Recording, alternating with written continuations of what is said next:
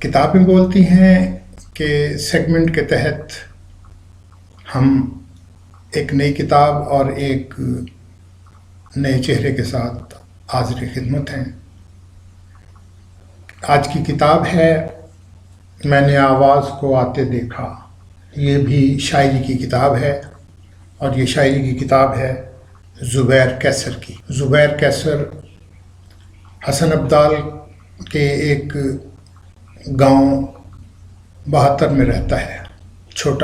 چھوٹا شہر، بڑی شاعری۔ زبیر کیسر کہتا ہے جتنا چھڑکا ہے تو نے زخموں پر، اتنا کھایا نہیں نمک تیرا۔ روزمرہ اور محاورے کی گفتگو کو زبیر کیسر نے شعروں کا روپ دیا ہے۔ اپنے مجموعہ کلام میں نے آواز کو آتے دیکھا میں زبیر کیسر کی شاعری سے ایک ایسے شاعر کا تصور سامنے آتا ہے جو یاسیت کا شکار ہے۔ محبت اس کے خمیر میں شامل ہے۔ اپنی اس کیفیت کا اظہار کرتے ہوئے زبیر کیسر کہتا ہے تیرے دکھ درد بھلانے کو محبت کر لی، زہر ہی زہر کا تریاق ہوا کرتا ہے۔ ذرا سی دیر میں آنے کا کہہ گیا تھا کوئی، ذرا سی دیر بڑی دیر سے نہیں آئی۔ اچھوتے خیالات پیش کرتا ہے۔ میں نے آواز کو آتے دیکھا، یہ بھی اچھوتا خیال ہے۔ اس نے آواز کو، جسے دیکھنا ممکن نہیں، اس نے اسے آتے دیکھا۔ اس کے قدموں کی آہٹیں اسے سنائی دیں اور اس کا اظہار انہوں نے اپنے اس مجموعے میں کر دیا۔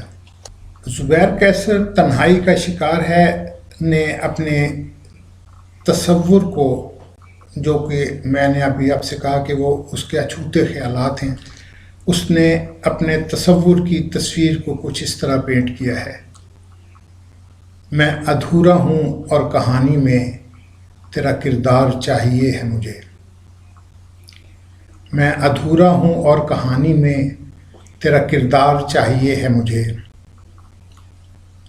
بقول فیض احمد فیض، شاعر شاعری نہیں کرتا، عشق نہیں کرتا، وہ اپنی تکمیل کرتا ہے جو عشق کے بغیر ممکن نہیں۔ زبیر کیسر نے بھی عشق کیا ہے،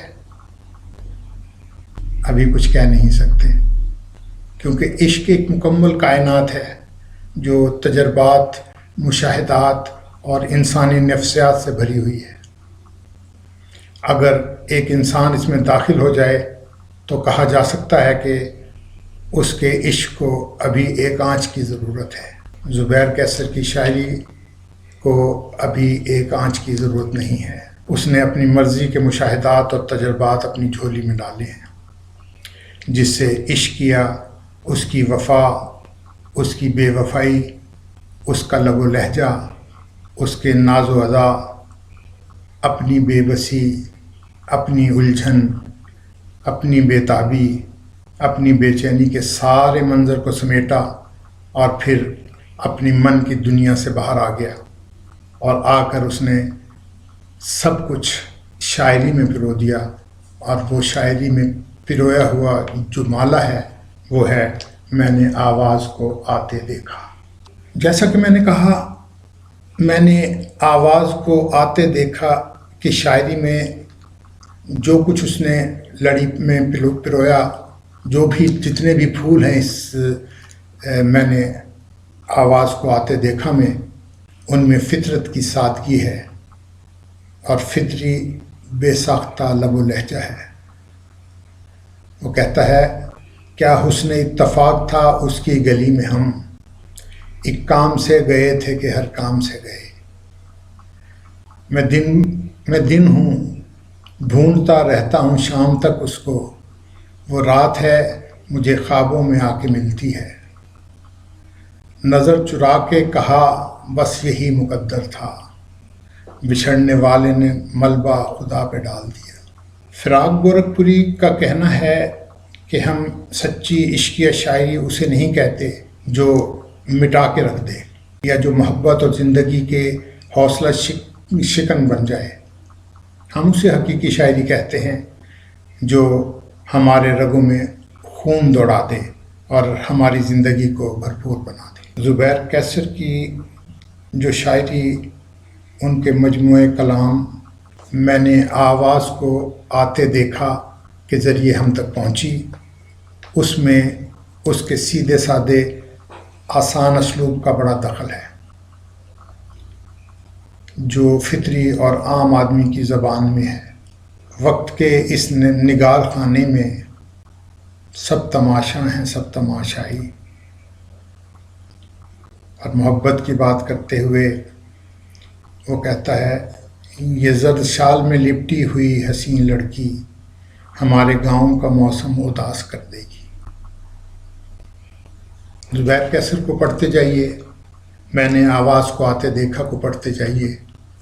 بے تحاشا خوبصورت شعر اس میں آپ کو نظر آتے رہیں گے اور آپ بے ساختہ زبیر کیسر کو داد دینے پر مجبور ہوں گے. میں نے آواز کو آتے دیکھا، ہمارے ایک شاعر دوست ہیں ناصر ملک، ان کا ادارہ ہے اردو سخن پاکستان. یہ بھی مضافات سے مضافات کا سفر ہے، لیکن انہوں نے کتاب کا جو معیار پیش کیا ہے وہ کسی بڑے شہر کی پبلیکیشن سے کم نہیں. اردو سخن پاکستان، آرٹ لینڈ، اردو بازار، لیا روڈ، چوک اعظم لیا.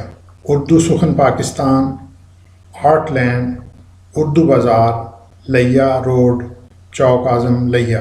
یہ کتابیں جو لاہور کے لیے انہوں نے اسٹاک رکھا ہوا ہے، وہ جو لاہور سے ڈسٹریبیوٹ ہوتی ہیں، وہ ہیں fine publications, 16 second floor, Davis Heights, Davis Road, Lahore. قیمت اس خوبصورت کتاب کی 400 روپے ہے.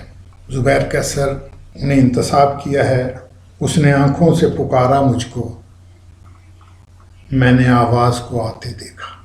ہمارا ماننا ہے کہ کتاب خرید کر پڑھنا چاہیے.